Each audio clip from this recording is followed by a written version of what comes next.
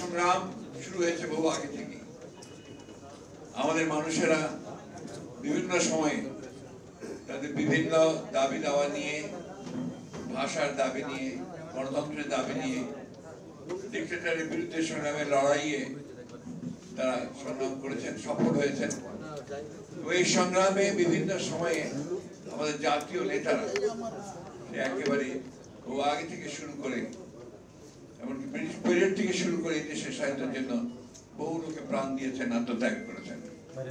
পরবর্তীকালে আমাদের শেরে বাংলা একে ফজলুল হক, হোসেন শহীদ সরওয়ার্দী, মৌলানা আব্দুল হামিদ খান ভাসানী, শেখ মুজিবুর রহমান সবাই অবদান রেখেছেন।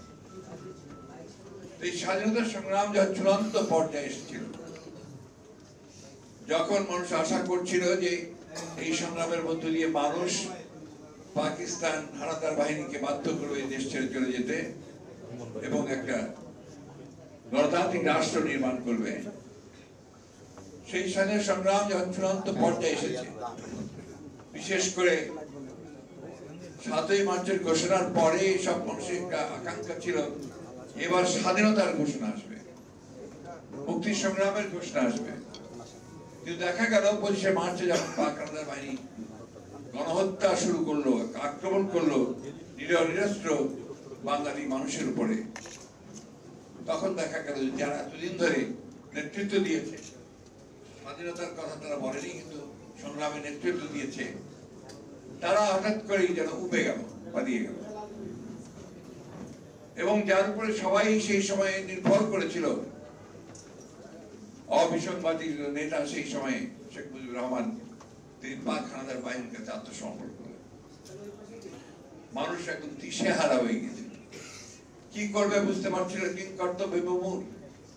একদিকে পাক হানাদার বাহিনীর সেই আক্রমণ, হত্যা, নির্বিবাদে হত্যা, অন্যদিকে যখন মানুষ ঢাকা শহর ছেড়ে পালিয়ে পালিয়ে চলে যাচ্ছে, তখন তারা কিছুই বুঝতে পারছিল না। সেই সময়ে 26 তারিখে হঠাৎ করেই যে কণ্ঠ এদেশের মানুষকে ঘুরে দাঁড়াতে সাহস জোগালো, সেই কণ্ঠটি ছিল এই অখ্যাত মেজর জিয়া। এই মেজর জিয়া তিনি ঘোষণা দিয়েছিলেন যে আমি মেজর জিয়া বলছি, আমি পাকিস্তান সেনাবাহিনীর বিরুদ্ধে বিদ্রোহ ঘোষণা করছি এবং স্বাধীনতা ঘোষণা করছি। আসুন আমরা সবাই এই যুদ্ধে নেমে পড়ি এবং এই হানাদার বাহিনীকে আমরা পরাজিত করি। এই যুদ্ধ, এই ঘোষণায় সমগ্র জাতি সেদিন অনুপ্রাণিত হয়েছিল এবং দীর্ঘ 9 মাস যুদ্ধ করে, লড়াই করে, সংগ্রাম করে একটা স্বাধীন মানচিত্র পেয়েছিল। যে মানুষটির ঘোষণার মধ্য দিয়ে এই দেশ স্বাধীন হলো,